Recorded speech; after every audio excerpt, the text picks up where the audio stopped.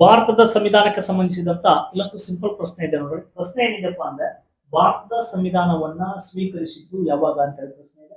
ಈ ಆಪ್ಷನ್ಸ್ ಬಂದಿದೆ 14ನೇ November 1949, 17ನೇ October 1949, 26ನೇ November 1949, 26ನೇ ಜನವರಿ 1949. ಸಾಕಷ್ಟು ಜನರು ಆನ್ಸರ್ನ ತಪ್ಪ ಮಾಡ್ತಾರೆ.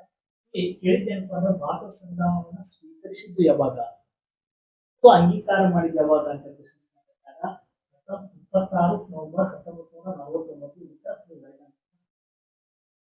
ಇಲ್ಲಿ ಜಾರಿಗೆ ಬಂದಿದ್ದು ಯಾವಾಗ ಅಂತ ಪ್ರಶ್ನೆ ಜಾರಿಗೆ ಬಂದಿದ್ದು ಯಾವಾಗ ಅಂದ್ರೆ 26 ಜನವರಿ 1950 ಅಂತೇಳಿ ಸರಿ ಉತ್ತರವನ್ನು ಹಾಕಬೇಕಾಗ್ತದೆ.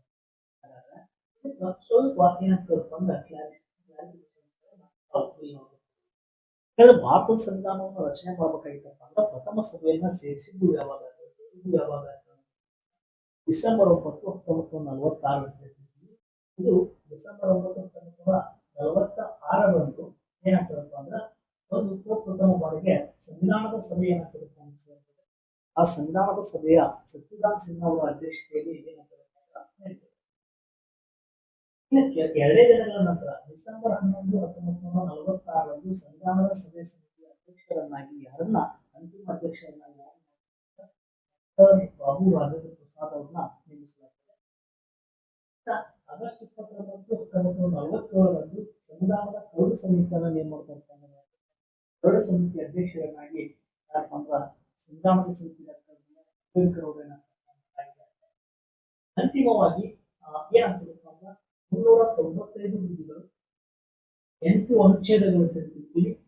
ಹಾಗಾದ್ರೆ ಅನುಸೂಚಿ ಅಂತ ಹೇಳ್ತೀವಿ. ಈ ಸಂವಿಧಾನದ ಅಂತಿಮ ಕರಡು ಪ್ರತಿಯನ್ನ ನವೆಂಬರ್ 26, 1949ರಂದು ಸ್ವೀಕರಿಸ್ತಾರೆ. ಇನ್ನೇ ಸಂವಿಧಾನವನ್ನು ಸ್ವೀಕರಿಸ್ತಾರೆ. ಇನ್ನ ಭಾರತೀಯ ಸಂವಿಧಾನ ನವೆಂಬರ್ 26, 1949ರಂದು ಸಂವಿಧಾನದ ಸಭೆಯಿಂದ ಅಂಗೀಕೃತವಾಗಿ ಅಧಿನಿಯಮಿಸಲ್ಪಟ್ಟು ಜನವರಿ 26, 1950ರಂದು ಏನಾಗ್ತದಪ್ಪ ಅಂದ್ರೆ ನಾವು ಏನ್ ಮಾಡ್ತಾರೆ ಜಾರಿಗೆ ತರಲಾಗ್ತೀವಿ. ಸಂವಿಧಾನ ಜಾರಿಗೆ ಬಂದ ದಿನಾಂಕ ಕೂಡ ನಾವು ಕರಿತೀವಿ.